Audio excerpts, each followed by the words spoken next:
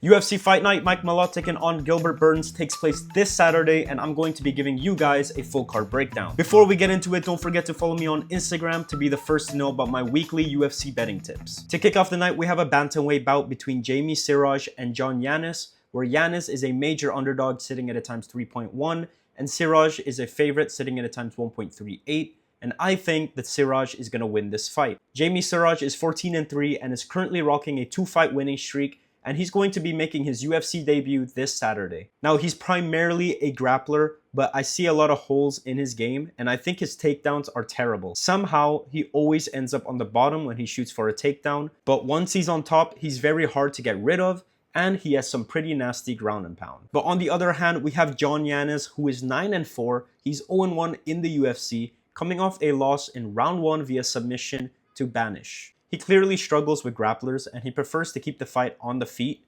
He definitely has a striking advantage, but his takedown defense just sucks. If he was even slightly good at stuffing takedowns, then I would favor him to win this fight, but he just seems lost whenever his opponents have the ability to grapple, and I think that he's going to look lost again in this fight. Although I don't think that Siraj is the best grappler, I do think he'll be able to secure at least 2 to 4 takedowns, where I think he'll actually find the submission win. Next up, we have another bantamweight bout between Vologdin and John Castaneda, where John Castaneda is a slight favorite sitting at a times 1.74, and Mark is a slight underdog sitting at a times 2, and I think that the underdog is going to get it done. Now, Vologdin is currently 12-4, and he's making his UFC debut this Saturday. He's coming off a unanimous decision loss in the Contender Series to Martinetti in an absolute war of a fight. Despite losing that fight, he's a very technical fighter on the feet, and I like that he's a pretty durable fighter. He's only 25 years old, and I could really see him going far in the UFC,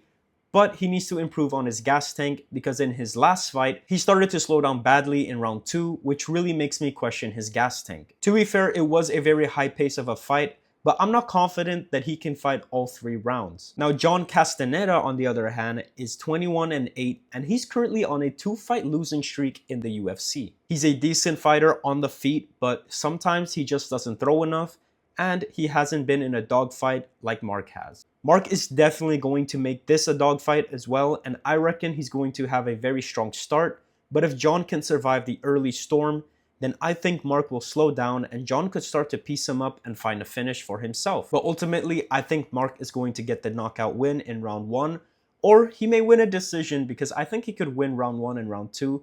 But round 3, he's definitely going to be gassed, and that's when John could really take over this fight. Next up, we have a women's flyweight bout between Aldrich and Jamey-Lyn Horth, where Horth is a slight favorite sitting at a times 1.67, and Aldrich is a slight underdog sitting at a times 2.2, and I think that Horth is going to get the victory here. Jamey-Lyn Horth is 9-2, she's 4-2 in the UFC, and she's currently rocking a 2-fight winning streak, winning her last fight via KO. Despite coming off a knockout win against Teresa Bleda, I don't think that she has that much power in her hands. She does throw a lot of punches, so I'd say she's more of a volume striker than a power puncher. And she also has very good takedown defense, so I don't think that JJ will be able to successfully shoot for any takedown. Now, Aldrich is 14-7, she's 10-6 in the UFC, and she's been fighting in the UFC since 2016. She definitely has the experience advantage fighting in the octagon, which is weird because she's actually 3 years younger than Horth. But I think this is a very close matchup, and Horth has a slight advantage in the striking department. Both of these women are very durable, so I reckon it'll go the distance in favor of Horth. Next up, we have another women's fight, this time in the bantamweight division, where we have Melissa Croden taking on Darya, and I'm not even going to attempt to say Darya's full name because I already know that I'm going to butcher it, but she's an underdog sitting at a times 2, and Melissa Croden is a slight favorite sitting at a times 1.7, and I think that Croden is going to get the win here. Melissa Croden is currently 7-3. She's 1-1 in the UFC, coming off a unanimous decision loss to Launa Santos. Croden only seems to struggle when her opponents have the ability to grapple, so thankfully for her, this is going to be a pure striking matchup. Croden has a lot of power, but she can be very stiff and not move her head all too much, which is my only concern. She's fighting in her home country against Darya, who's 10-2, and Darya is coming off a unanimous decision win against Melissa Dixon, where she dominated the fight on the feet. She's got pretty fast hands, and I like that she mixes in her boxing to the body and isn't always headhunting. This fight is going to be a very close fight, and it's basically power versus speed,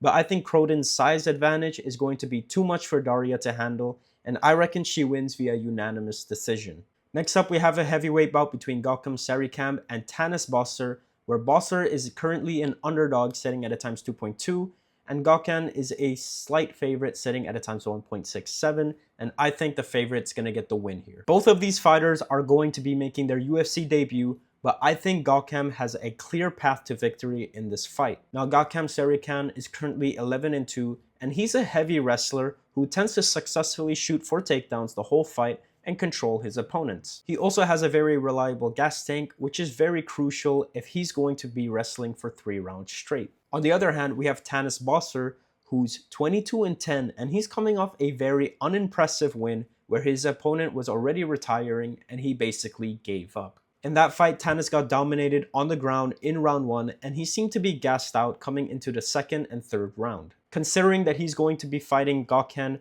who's primarily a wrestler and can keep a high pace with his wrestling, makes me think that this is going to be a hard fight for Tannis to win. Even in the striking department, he doesn't impress me all too much, and I don't think that he's UFC level at all. So I reckon that Gokhan's going to be able to hug his way to victory, winning his debut via unanimous decision. Next up, we have a middleweight bout between Julien Leblanc and Valentin Robert, where Robert is a current favorite sitting at a times 1.58, and Julien is a slight underdog sitting at a times 2.39, and I think the underdog Julien is going to get the win. Julien Leblanc is currently 10-2, and he's making his UFC debut this Saturday. He's currently on a 5-fight winning streak, with 2 of those being knockouts and 1 of them being a submission. He's a pretty average MMA fighter in the sense that he's good at striking and grappling, but he doesn't really shine anywhere. He's also never fought a high level of competition, which could be worrying, but he should win this fight given that Robert Valentin is currently 11-6 and he's 0-3 in the UFC. Robert is also a decent striker, but to be honest, he doesn't really impress me at all,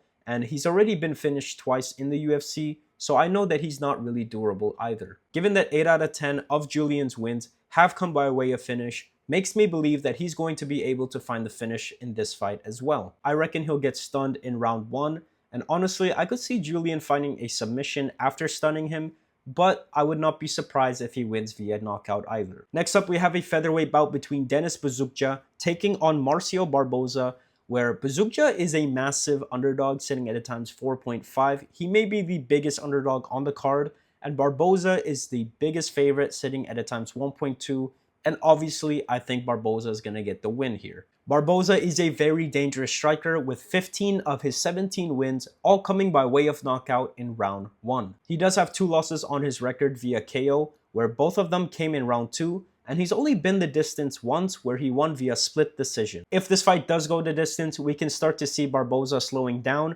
which is when Dennis could start to take over. But Dennis is currently 12-5, he's 1-3 in the UFC, and he's coming off a split decision loss to Francis Marshall. Despite having more losses than wins in the UFC, I do think that he's a pretty decent striker. I don't think he's anywhere near as good as Barbosa, but Dennis is able to keep a steady pace throughout the whole fight, and I think he has the cardio advantage coming into this fight. But ultimately, I think Barbosa is going to find a knockout with his signature left hook to send Dennis into the Shadow Realms in round 2. And just like that, we are on the main card, and to start off the main card, we have Thiago Moisess taking on Guy Zhang, where Guy Zhang is a slight favorite sitting at a times 1.61, and Moisess is a slight underdog sitting at a times 2.3, and I think that Guy Zhang is going to get the win here. Guy Zhang is 10-3, he's 1-1 in the UFC, and he's a pretty well-rounded fighter. They're pretty even in the striking aspect, and although Thiago has the advantage on the ground, I think Gaj has great takedown defense, and I think it's good enough to keep this fight standing. The main reason why I'm choosing Gaj to win over Thiago is simply because he has the better chin. He's never been knocked out, and he's also able to keep a high-paced fight on the feet. Thiago Moisess, on the other hand, is currently 19-9, and he's been knocked out 3 times in the UFC. Even in his fight against Ludovic Klein, he almost got knocked out in round 1, and in his last fight, he did get knocked out in round 1. Thiago does have the experience advantage coming into this fight, having fought high level of competition such as Islam Makhachev, King Green, and Benoit Saint-Denis, but Ultimately, I think Gaj is going to win this fight via unanimous decision. I think he'll rock Moisess a few times, but not enough to get the finish, but enough to win on the scorecards. Next up, we have a women's flyweight bout between Jasmine Jasudavicius and Karine Silva, where I think that Jasmine is going to get the win, and she's currently sitting at a times 1.3 compared to Silva, who's sitting at a times 3.4. Jasmine is 14-4, she's 8-3 in the UFC, and she's coming off a knockout loss in round 1 to Manon Fiora. Jasmine was rocking a 5-fight winning streak before getting put out, but I think that only makes her more hungrier to get back into the winning column. She's a very talented wrestler with 3 submission wins in the UFC, and although she isn't the best striker, she's definitely better than Karine Silva on the feet. Karine Silva is 19-6, she's 5-2 in the UFC with 3 wins via submission. Silva is a very one-dimensional fighter in the sense that she's very good at grappling and grappling only. If you can defend her takedowns, then she's very beatable on the feet. Honestly, I think Jasmine has the advantage no matter where this fight goes, and not only do I think that Jasmine will stuff Silva's takedowns, but I think Jasmine will initiate the takedowns herself and control Silva on the ground for 3 rounds to win a unanimous decision. Next up, we have a lightweight bout between Herbert and Mandel Nallo, where Nallo is currently a slight favorite sitting at a times 1.56, and Herbert is a slight underdog sitting at a times 2.46, and I think that Nallo is going to get the win. Now, Mandel Nallo is currently 14-3. He's making his debut in the UFC, and he's coming off a round 1 knockout in the Contender Series. He's currently on a 5-fight winning streak, with all of those wins coming by way of finish, but none of those fights were in organizations that I really recognized. I do think this is a massive upgrade in competition, and this is going to be his toughest fight yet, but he should be able to beat Herbert. Herbert is 13-6, he's currently 3-4 in the UFC, and despite being a talented kickboxer, he just doesn't put out enough output to win fights. Herbert is definitely the better striker, but I just think that Mandel is more well-rounded. Herbert also doesn't have as much power as Mandel, and I think Mandel is going to catch Herbert's chin in round 2. And just like that, we are on the co-main event of the evening, where we have Jourdain taking on Phillips, where Phillips is a current underdog sitting at a times 2.14, and Jourdain is a slight favorite sitting at a times 1.72, and I think that Jourdain is going to win. Now, this is going to be a very close fight, but Jourdain is currently 17-8, he's 7-8 in the UFC, and he's currently on a 2-fight winning streak, both coming by way of submission. He's a very well-rounded fighter, and I think he definitely has a striking advantage coming into this fight. He's very hard to predict, which is how he tends to hurt his opponents, and I think as long as he can defend the takedowns in this fight, he's going to win. Now, Phillips is 12-4, he's 6-3 in the UFC, and is currently on a 2-fight losing streak. To be fair, he did lose to tough competition in Vinicius Oliveira and Rob Font, but generally, he's a great grappler. Phillips isn't the worst at stand-up fighting, but I think he'll get pieced up if he can't bring this fight to the ground, and I think that his game plan is definitely going to be to try and take Jourdain down and either find a submission or control him on the ground for 3 rounds. The problem is that Phillips tends to slow down heavily and his takedowns start to get sloppy. I think Phillips will have a decent round 1, but then I can see Jourdain adjusting and being able to stuff the takedowns in round 2, and once this fight stays on the feet, I reckon Jourdain finds a knockout or submission in round 2. And now for the main event of the evening, we have Gilbert Burns taking on Mike Malott, where Mike Malott is a major favorite sitting at a times 1.35, and Burns is a massive underdog sitting at a times 3.25.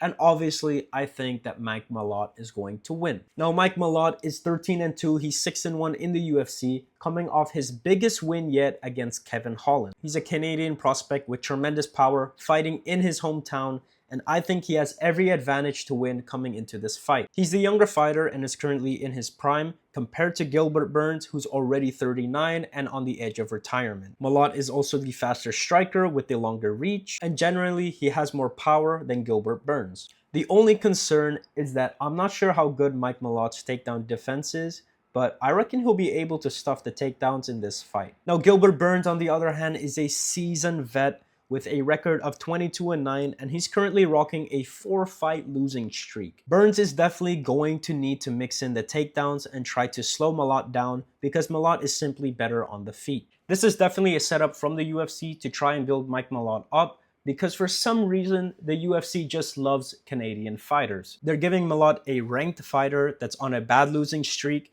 and I think Gilbert Burns is going to retire after losing this fight. I think Malott is going to be able to stuff every takedown attempt, and honestly, I think Gilbert Burns may have like 1 or 2 moments in the fight, but then ultimately I think he gets knocked out in either round 2 or round 3. So that's going to wrap up my full card breakdown of UFC Fight Night, Mike Malott versus Gilbert Burns. Let me know in the comments what you guys think, and don't forget to follow me on Instagram to be the first to know about my weekly UFC betting tips. Peace.